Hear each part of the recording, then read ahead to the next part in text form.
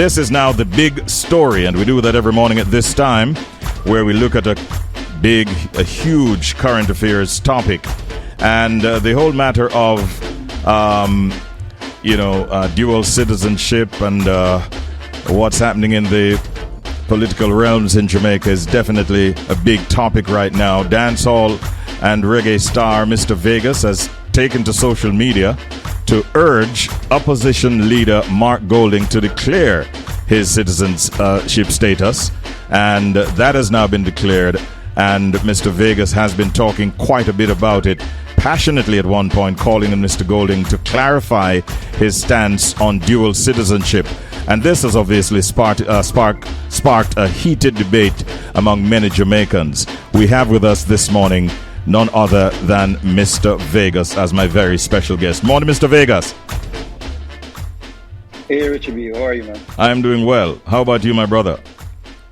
Yeah, man, long time. It's been a minute.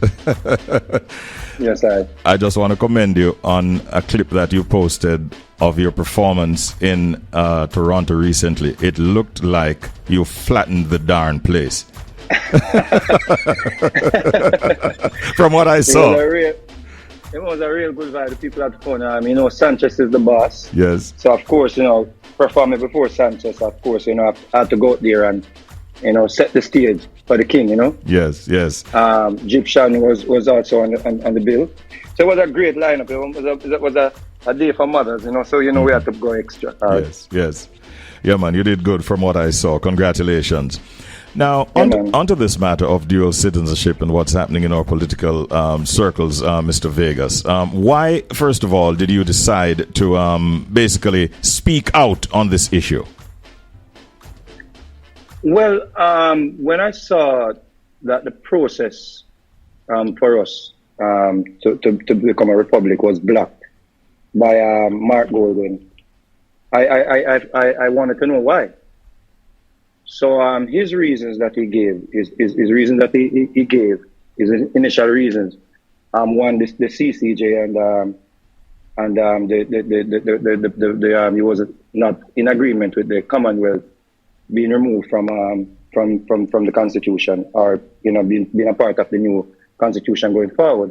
I think that is what I understood from it. So I started looking into that part of it. And, then I realized that he was indeed a subject of the king by being a British citizen. So I was, that seems conflicting to me, that you are a subject of the monarchy, but you want us to get full decolonization. And those were his words. He wanted full decolonization. He didn't want to have 1 foot in and 1 foot out. Us being a republic. Or in the process of us being a republic. And that was where I realized that there was some form of hypocrisy there, to block us from becoming a republic, or block the process from us becoming a republic, because you didn't get it your way to remain a British citizen. So you thought then that his approach was for what, selfish motives? I think yes. I think we could, now that we know what we know, we could call it that way. But I just want to make something clear that this is not about just politics. This is about us as a people, being enslaved by the Europeans for over 400 years, and now we have the time, the chance, or the opportunity to claim Jamaica as ours, to claim Jamaica outside of the British crown, to get rid of the British crown, to get rid of the monarchy, who is still ruling over us. Even though they claim that we got independence, that this is something, that I think could be good for the country. It's something that we, as a people of descendants of slaves, should, be able to celebrate, based on where we're coming from. I think to block this process because of whatever his reasons are, that, it's to me is out of here, is ridiculous, to say the least. He basically has stressed the fact that he's not breaking any law, and whatever is happening with him and his actions are within the realms of the Constitution. But you're still not satisfied? Well, No one is saying he's breaking any law. Presently, there is not breaking any law. We're talking about the process for us to become a republic. That is what he blocked. Right. The Constitution allows him to serve at this point. Going forward, he basically said he will not sign off on us becoming a republic with currently what being proposed or the what is drafted, because he wants to remain a subject of the king. That is where we're at. We're not asking if he broke any laws or if he's breaking any laws. He's not contravening on the Constitution. At this point, he is saying he will not. He told his members not to sign off on where we're at, on the first stage where we're at, because he wants to have it his way. One way is the CCJ. He said we have to get rid of the Privy Council and go to the CCJ. All right, fine. Are you in agreement with that? Are you in agreement with that? Not totally, because the CCJ, based on my research, is a body that can fall apart at any time, because any one of the countries that are part of the CCJ can pull out at any time. All they have to do is give a notice that they're going to pull out.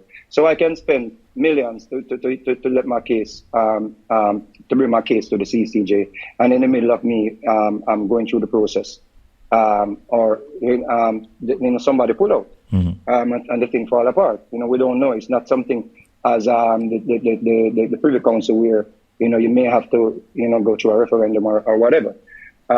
So I'm not totally sold on the CCJ. My view on this is we should have the final appellate court in Jamaica. That is my view on the matter. I think we have trusted people here. Of course, we have corruption and everything. We have trusted people here that we can vet properly to represent us here. So I'm not 100% sold on that. But let's say that is his argument. But his argument is, okay, get rid of the Privy Council. All right, fine. Let's say we go with that. But are you going to get rid of your British status? Because you cannot serve two masters. You want to hate one and love one. So, looking at the issue of dual citizenship, you obviously then do not believe it should be allowed for political leaders. Is that it?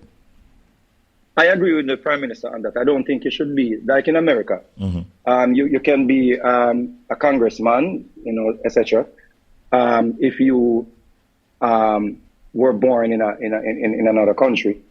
But in the United States, for you to become president, you have to be born in the United States. And I think what Andrew Wilner said, I'm in total agreement with it. If you're going to be the leader of a country, you should not have any other ties to any other country. Do you believe, Mr. Vegas, that our political leaders then should willingly declare their citizenship status? Well, based on where we're going, based on where we're trying to go, based on us trying to become a republic, as the opposition said, as what Barbados did, I think that is essential. That is essential. If we want to sever ties with the British monarchy, we cannot have the leader or the leader in waiting, the Prime Minister in waiting, having dual citizenship with another foreign state. I think that is conflicting. In one of your posts, you cited a number of examples as to why this is not a desirable position. For the benefit of my listeners, do you care to elaborate a little bit more on some of the possibilities that you think could arise if we had a leader who had dual citizenship? Well, the first thing I want to point it out, case in point, Mark going to be a British citizen. Let's say there's some form of catastrophe in Jamaica. He's privileged to, and his family, they have the privilege to be lifted out of Jamaica and leave us alone, to deal with, whatever situation it is. Also, based on the 1870 Enlistment Act from the British, it claims that British citizens are not allowed to serve in a foreign army under the Foreign Enlistment Act of 1870. Now, based on my understanding, the Prime Minister would be the Minister of Defense. So if we become a republic, I'm trying to understand how would the Prime Minister, let's say Mark Bowling become the Prime Minister, how would he be the Minister of Defense if we become a sovereign state or a foreign state? Food for thought. This matter is very, very topical right now, but do you think it has the potential, Mr. Vegas, to impact the upcoming general elections in any way? You think people are sufficiently, keen on this subject? I think Jamaica should hold Mark Golding accountable. If indeed this process for us to become a republic is blocked by Mark Golding, because he cannot have his way with holding his British status and his Jamaica status at the same time. I think this is something that he should wear like a immunization vaccine on his shoulder, that the world can see and Jamaicans can see that after being abused and used and exploited by the British and the Europeans, if I may. To see us now at the chance, to see we're at the point where we had the chance to become a republic. I think, that is something that we need to let Mark Golding wear for the rest of his life. What would you prefer Mark Golding to do at this point? Damien Crawford is a great young mind. I totally support Damien Crawford. I've had the privilege of having discourse with him. When the PNP was in power, I think he's a brilliant mind. And he's underused. So I'm looking forward to the day when Damien Crawford will be the representative leader for the People's National Party. I think I think Lisa Anna also, she has good leadership skill. So those persons I'm looking forward to. Okay, interesting.